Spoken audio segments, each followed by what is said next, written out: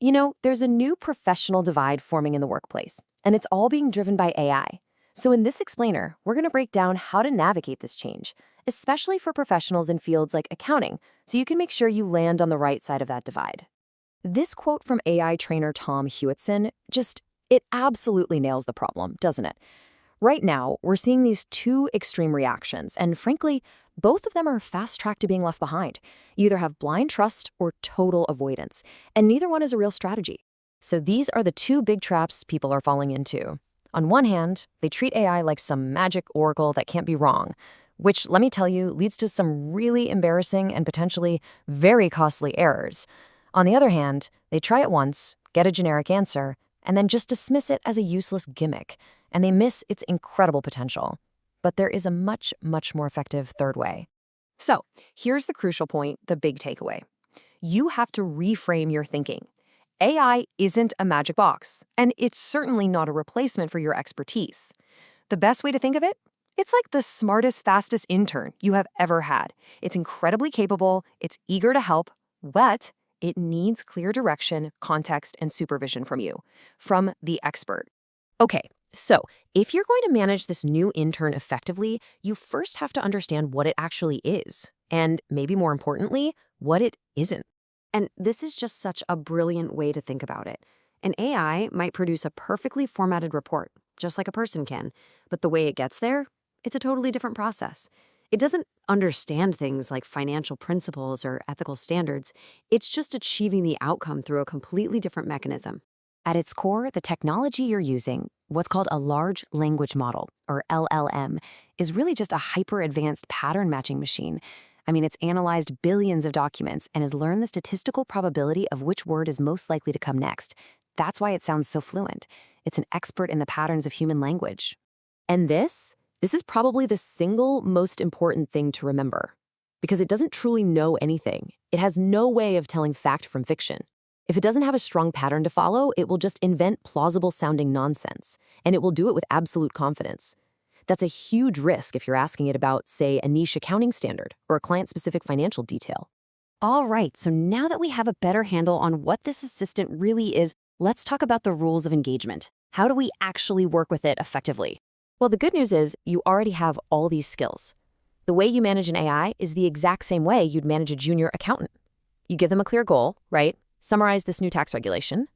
Then you provide the context, focus on how it impacts clients in the manufacturing sector, and then you check their work and give them feedback to make it better. It's the same loop. And that gets to a really key shift in mindset. Success with AI isn't about being some tech wizard who understands what's in the black box. It's about having the curiosity to experiment. The professionals getting the best results are the ones who treat prompting as a new skill to be learned, just like you would learn new accounting software. It just takes a little bit of practice. This quote just perfectly captures that shift. You are not outsourcing your thinking. You are augmenting it. Let the AI do the work, drafting an email, summarizing a long report, brainstorming a few ideas. But the thinking, that critical analysis, the final judgment, that part stays with you. Which brings us to a really crucial point, especially for anyone in a position of professional trust.